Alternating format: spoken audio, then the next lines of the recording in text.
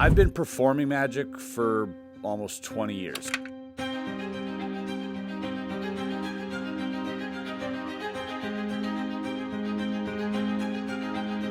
And today I'm gonna do something that no magician's ever done before. I'm gonna learn a trick on camera, show you how I practice it, and eventually, hopefully, go perform it for a live audience. Like this video, subscribe, and let's get into it. There are obviously many ways to learn magic, but one of the easiest is watching tutorial videos. But if you want to learn the most powerful and most guarded secrets of any magician, dead or alive, you'll find them in old books. So now we gotta choose a book. So no card stuff whatsoever. That's one thing I don't wanna do. I wanna feel outside of my comfort zone. I wanna feel like I don't exactly know what I'm doing. So I've got a few books here. Now, these aren't all my magic books, but some of the better ones I think are here, and it's very tricky. You know, I wanna learn something, but I also don't wanna give away someone's secret that would mind, let's say. And we can probably say if they're dead, they don't mind. I think that's pretty much the rule with magicians. I think that's how it goes. They're like, if they're dead, fair game. This guy, old book, probably most definitely deceased. John Hilliard, Greater Magic. Look at the cover off that. You see it? It's like a devil. It's pretty cool. Ooh, devil magic with a K. And then you open it, it's just card tricks and scarves and thimbles. Exactly what it is. Like, look, I just open it anywhere. It's like, oh, you can cut out the king like this. Is what it is. I didn't say magic was cool. Card trick stuff. Oh, coin stuff. We're getting the handkerchief stuff is something that I think could be cool. Nobody's doing hanky magic. Little hanky panky. What else? Fake billiard balls. The lengths that magicians go through to try and fool you is you don't expect it. And that's what fools you. You're like, no way he would do all that to just make me a fool. Cigarette magic was a very popular thing, by the way, back when smoking was cool. Make smoking cool again so we can do magic. Not to smoke, don't smoke. Smoking's bad, but cigarette magic is so cool. And this one, actually, this one I found, I bought an auction. I bought this old stuff. There's an old video of me like opening this giant trunk, and this was like one of the magic books, and I loved, like, look at that. Isn't that cool? 1940s, has that 1940s vibe, which is like super dope. Ottokar Fischer, Art Leonhardt, that was the guy. There's Harry Keller. A lot of magicians, especially back then, they're always like shouting each other out, hyping each other up. Just pretty sick. Big shout out Blackstone, Cardini, Houdini, Thurston, big names. They actually, believe it or not, are not on Instagram. How hard does this picture go? That's pretty dope. Isn't that cool? There you go. These are the 4 books that we've chosen. We've got 400 Tricks You Can Do by Howard Thurston, Illustrated Magic by Ottokar Fischer, Greater Magic by John Hilliard, and Modern Magic Manual by Jean Hugo. Like, this one here will give you like a brief synopsis on 400 tricks. Now, I've found some really nice gems in this one in the past, but they're so brief that it leaves a lot open to interpretation. I think I want a little bit more of an instructional type thing. And that'll probably help you guys, because reading a magic book isn't easy at all. I'll give you an example. This is like a shell trick with like these little multiplying golf balls. With the thumb and forefinger, exert a slight pressure on the shell which faces the audience, freeing it from the ball. Then bring the middle finger down under the shell, the tip of the third finger, raise it again, and carry the ball, holding it while the second finger roll the ball from the shell to the position shown in figure 7. Thus, with one hand only, has been made. There you go. That is me exposing magic. It's just a bunch of jargon you're not gonna understand. So deciphering something, I think it'll be a lot of fun, or at least you guys get to see how I decipher it when I'm trying to learn a trick, and I think that's what we're trying to learn here. All right. Something about books, it's just nice. Like, even the font and the color and the texture, you can't get that in an app, you know? I sound so old right now. This book is dedicated to the magicians of the past and present. Magic with rings, magic with balls, eggs, experiments with eggs, I've never dabbled with, so. The magician, not being quite so innocent and maybe we won't do eggs.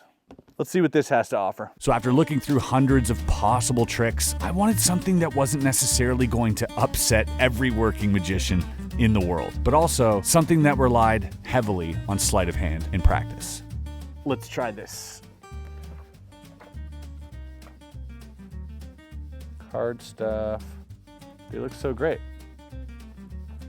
What's this? The Wandering Coin. Oh, this is interesting. This might be the perfect amount of sleight of hand that we need. All right, I think we got our trick. All that's left now to do is to read and understand, practice, and then perform it. Now, before I start practicing, it's really important that I understand the routine. Reading the effect over a few times will help me get an idea of what I can expect to learn. So what we're gonna do is we're gonna go through this trick and figure out what items we need and also try to read through some of the language, see if we can decipher it and get a good mental grasp of this trick before we begin practicing. I think a lot of the practice takes place up here, you know what I'm saying? It's always nice to set the mood when you're practicing, learning, reading. The Wandering Coin, 2 ordinary pocket handkerchiefs, chiefs? I think it's chiefs, and a large coin, say $50, constitute the necessary apparatus. They may be borrowed from the spectator. You want to see a magic trick? Magic trick. No, a magic trick. Yeah. Do you have a handkerchief? Yeah, I need 2. Do you have a Morgan $50? A Morgan $50. Yeah, it's like a $50? Yeah, cool. Love that. 1 handkerchief is spread upon the table by a spectator who lays the coin in the middle of the cloth. All right, the coin may be marked for identification.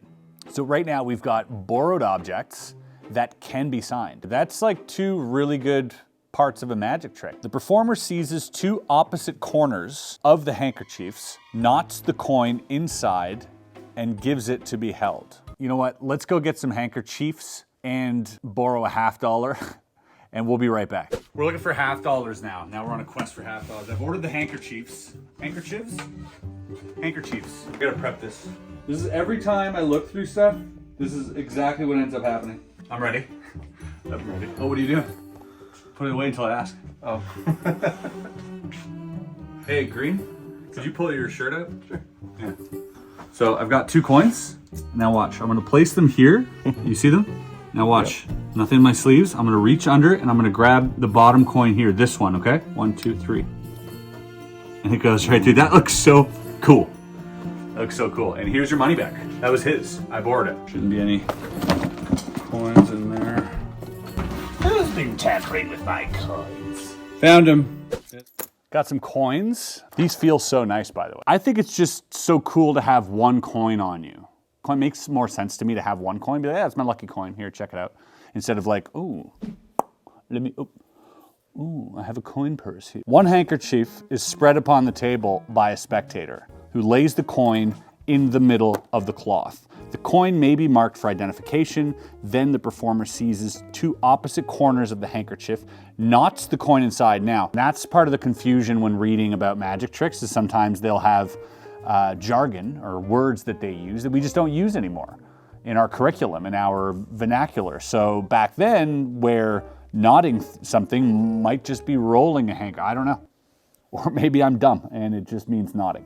Handkerchief, coin, signed coin, folded over, picked up, given. Another one is folded over, given, and they swap places. That's a pretty strong trick. When the knots are the coin travels from the first handkerchief to the second. When the knots are untied, the coin has actually disappeared from the first handkerchief.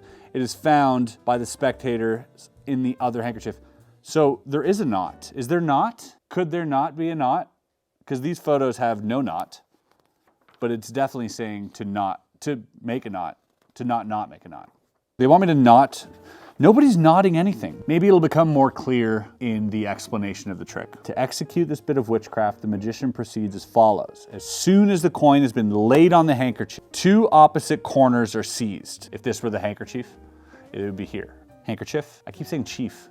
It's spelt chief. It's pronounced chiff, which really bugs me. And the cloth is pulled taut. So it makes a little pocket. That's what they're showing here. There's like a tiny little pocket that is made. All right, so I do have a very good handkerchief here, but like I said, I ordered a bunch from the internet because I want them to be white because I want this, and I need 2. Right now I only have 1. So apparently if this is sat in the middle, and if I pull 2 corners, Ah, it just kind of disappears. Okay, that's cool. I like that. This makes a fold in the handkerchief enclosing the coin. The fold also serves, however, as a sort of groove in which the coin can travel without danger of falling. The handkerchief be inclined to one side in figure 98. Oh, that's how it travels. Oh, and it goes right into palm. In making the knot, the hands move rather rapidly for a fraction of a second. They tilt the cloth to the left, and then I think, oh my God, that is so cool. It's right here. Dude, that is so sick. This goes here, all right? Handkerchief is here. We go like this, we lift it, and in lifting it is where, oh, I have to tilt like crazy though, because look at this thing. You can see it travel, but it would end up going into my hand. The handkerchief is given to the audience that believes the coin is safely inside. Thus, the knot is made in an empty handkerchief. Although the audience believe the coin is safely inside, the handkerchief is given to a spectator to be held by one corner, or it may be rolled up and laid at the table, at the left of the table. Meanwhile, the coin is held and finger palmed. And finger palmed like the ball in 99. That's 99. Like the ball in figure 99. There's no ball in figure 99, but cool. That's probably a typo. So finger palm is essentially just this. This is all I'm doing here. I'm grabbing. Now the second handkerchief is seized by a corner with the right hand. This corner is laid over the left, okay, because they want to make sure, so this is the second one now. They want to make sure I don't flash this. So pulling it tight. Pulling it tight. Oh God, there's no way. Like I have to tilt it down like that. Ooh, that's gonna be tricky. Let's read that first part again. This is all part of the process of learning, by the way. I think I'm more comfortable with this hand too, so I'd probably do it this way. I don't know what it is about this. I gotta figure this out. This makes the fold in the handkerchief enclosing the coin. The fold also serves, however, as a sort of groove in which the coin can travel without danger of falling if the handkerchief be inclined to one side. In making the knot, the hands move rather rapidly. For a fraction of a second, they tilt the cloth to the left so that the coin drops to the left hand. In making a knot, maybe I have to make a knot. Tilt the cloth to the left so that the coin drops to the left hand.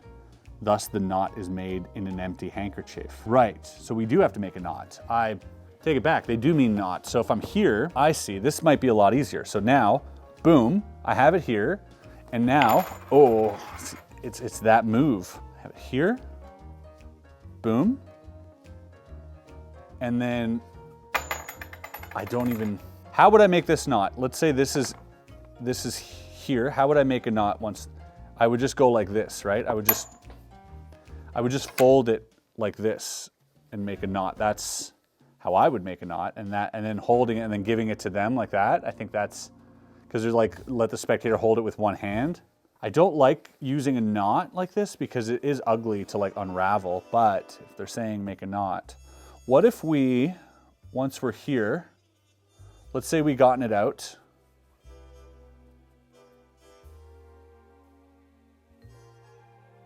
Did that, and then asked them to hold that. Because it does look like something's in there, but it's over here.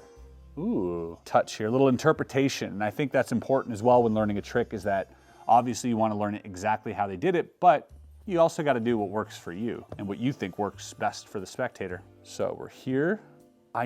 He says jerk quickly to the right. The hands move rather rapidly. For a fraction of a second, they tilt the cloth to the left so that the coin drops. If I could. That's interesting. That's the first part, by the way. There's a whole second part that we need to figure out as well, which is getting this coin into the other handkerchief and having it, transpose. Now the second, so let's say that's done. This is in finger palm. The second handkerchief is seized by a corner with the, we'll say, left hand. This corner is laid over the left hand so that the left palm with the coin are covered. So is my palm up or down? The opposite corner of the handkerchief hangs down towards for a moment. Then the right hand takes this hanging corner. Well, that just looks obvious, doesn't it? Both hands fold the handkerchief diagonally from corner to corner so that the free corners hang down. What do they mean by that?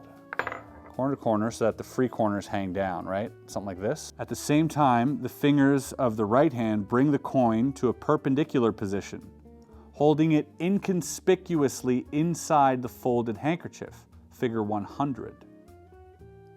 The handkerchief is now swung around so that the corners wind themselves about it, kind of like we did, forming a sort of tube. At this point, the coin is released, whereupon it slides down the tube of the handkerchief, figure 101, and is immediately tied into a knot. This completes the trick. So they do swing it around and then they tie a knot. I'm trying to figure out how this gets back in here. Wait, they want me to slide that back in? And then tie a knot. Oh, yo, that is hard. Okay, I mean, I've got my work cut out for me. There's a lot of sleight of hand. It's very sleight of hand heavy with props that I'm not comfortable with. This is exactly where I wanted to be. Wait, so what if I make the tube first? What if I'm here and I go here and I go, oop, yeah, see, that's gonna be tough. I think we've got the basic moves figured out. Now it's just gonna be time to actually practice. I'm gonna set up, I've got a screen here and you guys are gonna see what I can look at while I'm practicing. All right, here we go. We are set up for practicing. I got a monitor right here so that I can see what I'm doing. I can see what I'm doing from the perspective of the spectator, which I think is the most important, right? If you have a mirror at home, obviously use a mirror. The thing I like about video is that you can go back and look at your performance. And you can also, you know, end up posting something to social media if you like, but mirrors are good. Here we go. And if I hold it tight and go like this, now I have all the room in the world to get that coin to slide out into my hand, which I think is really, really cool, as opposed to doing it, and that's probably how they wanted me to do it, but as opposed to doing it here, because here's a little weird because I'm not, like, the coin isn't covered yet or anything, so by holding it taut, I can then flip this over, and now I'm good to go, so it drops into my hand. I can then tie a knot and leave that there. So let's just go ahead and keep practicing that first half. See how quick that was? And then we tie this up, their coin, place in the middle, this goes over, this goes like that. I mean, that is pretty smooth. The most important thing to remember is to be natural. That is, you know, something I've learned from all those Spanish dudes I'm hanging out with at magic conventions, but being natural is the most important thing. So this whole routine should look exactly like I'm doing nothing. It should look like this. It should look like I'm doing this, and I'm folding it, and I'm tying it. That's, you know, now the coin's in there. I didn't steal it out, obviously, but that's what it should look like. So now that I sort of understand how to steal the coin, it's time to play around with the handling and just really let that muscle memory sink in. So for the next hour or so, I'll just be doing the repetitive movements and maybe making minor, tiny adjustments here and there, just to try and get the neurons in my brain to make those connections with my hands. Of course, the ideal scenario here is to make everything look and feel as natural as possible. So repetition, repetition, repetition. For this part, you're going to want to probably get yourself something to drink, put some nice music on, and chill.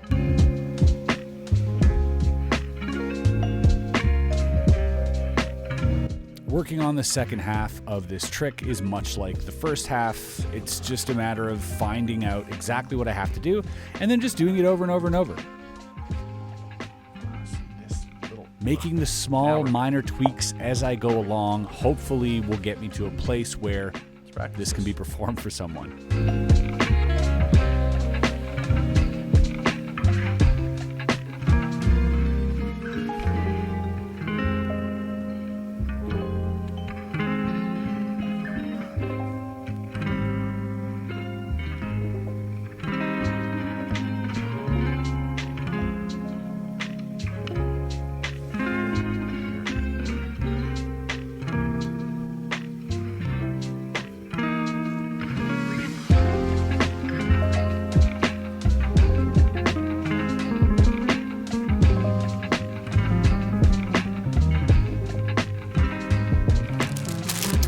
got the handkerchiefs. Now, they are a little see-through.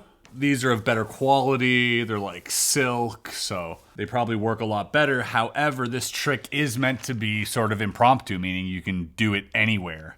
And I think using regular dinner napkins and that type of thing, I think would be the right call. Maybe dinner napkins might work better because they're thicker, but they also might work against you for the same reason. But I just want to kind of try it out with this. Okay.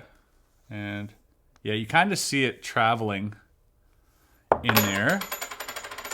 But I'm sure under the right lighting, if you're in a restaurant, you know, you're having dinner somewhere, I'm pretty sure that you'll get away with it if the lighting is right.